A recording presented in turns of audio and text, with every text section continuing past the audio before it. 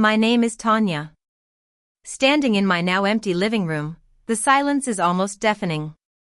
It's a far cry from the chaos that once filled this space, a chaos caused by the very people I once held closest to my heart, my parents. I remember the day I handed my father the eviction notice like it was yesterday. He sat at the kitchen table, sipping his morning coffee, completely oblivious to what was about to unfold. I placed the envelope in front of him without a word, and as he read it, the color drained from his face. He looked up at me as if I were a stranger, asking, "What is this?"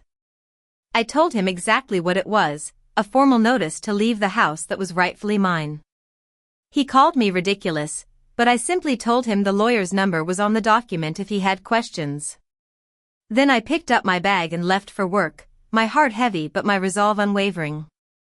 It all started 3 years ago when my beloved grandfather, Henry, passed away.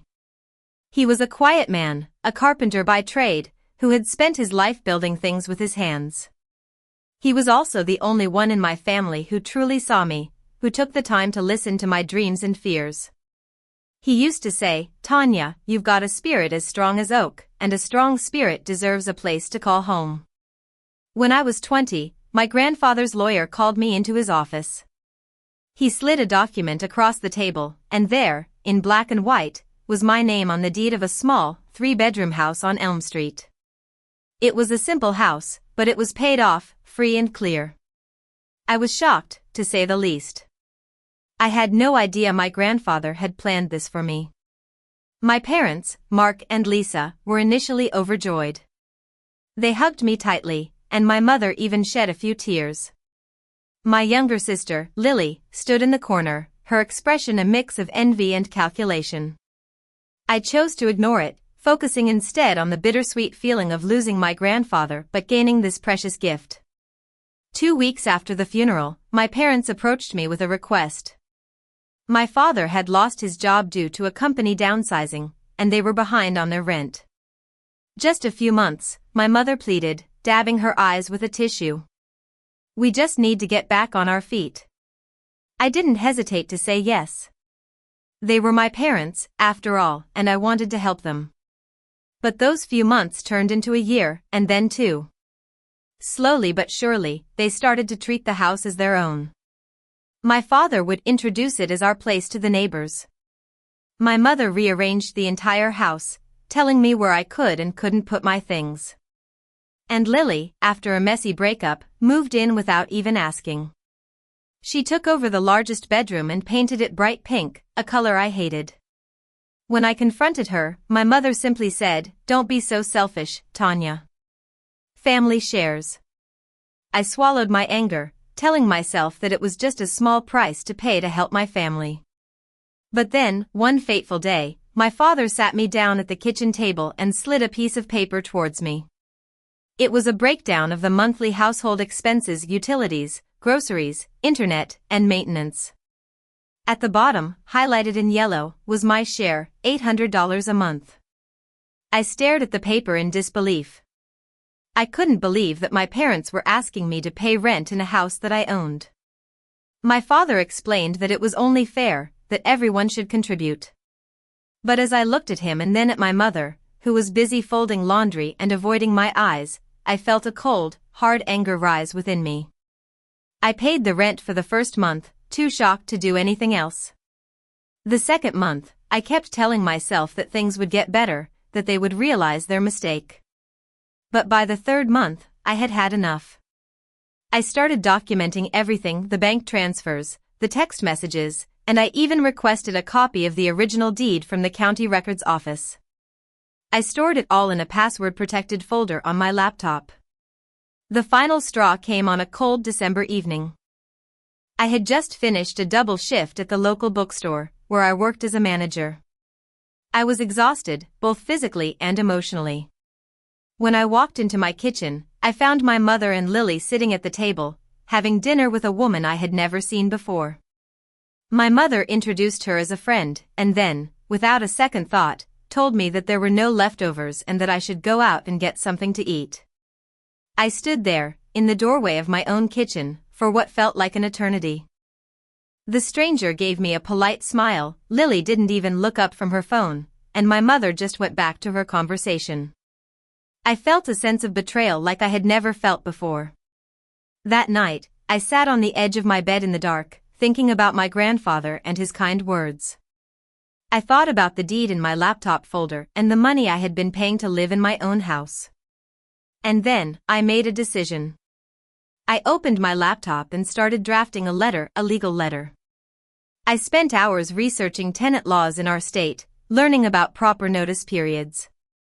I found a free legal aid clinic in the next town over and made an appointment for the following Saturday. I was calm, eerily calm, because I knew that my grandfather hadn't just left me a house, he had left me a foundation of strength and independence. The day of the appointment finally arrived. The lawyer, a no-nonsense woman named Sarah, reviewed my documents in silence for several minutes. Then she looked up at me and asked, "You've been paying rent in your own home for how long?" When I told her, she took off her glasses and said, "Tanya, you understand that this creates a paper trail that actually works in your favor, right?" I hadn't thought of it that way. I had been so ashamed of those payments, but she was telling me that they were evidence. Sarah drafted the formal notice of eviction on my behalf. It was a 60-day notice, written in proper legal language, and it would be sent via certified mail and hand-delivered. She walked me through every step of the process, explaining what to do if my parents refused to leave, and she gave me her direct number. As I drove home that Saturday afternoon, the envelope on the passenger seat felt like a ton of bricks. I didn't hand it over right away. I spent the next few days second-guessing myself, wondering if I was overreacting, if families were just supposed to work this way. But then, on Thursday morning, I woke up to a text from my father asking me to Venmo him my share of the cable bill, a bill for a service I had never asked for and that he had upgraded without telling me. That was it. I walked downstairs, placed the envelope in front of my father, and watched as his world crumbled before my eyes.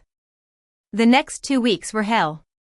My mother stopped speaking to me directly, instead communicating through cold stares and slammed doors. My father called me ungrateful, over and over again. Lily sent me a text saying that I was destroying the family. But this time, their words didn't break me. I had finally found my voice, my strength. And then, one Wednesday morning before work, I decided to take care of one last errand related to my grandfather's estate.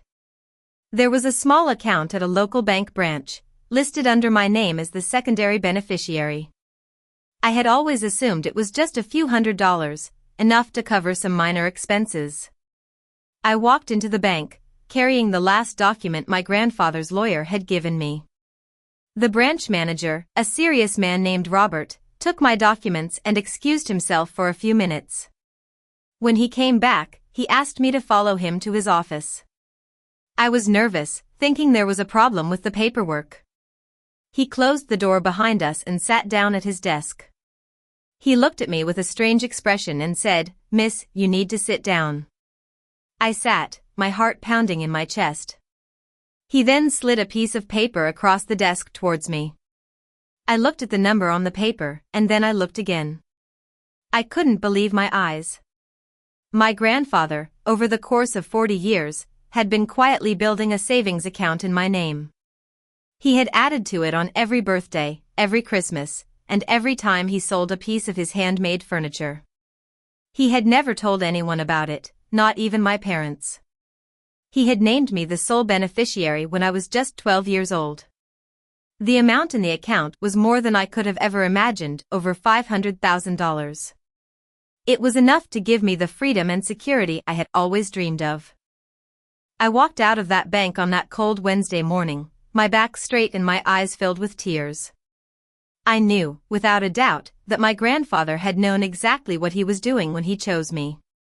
By the end of the 60 days, my parents had moved out. They didn't say goodbye, and Lily took a lamp that wasn't hers, but I didn't care.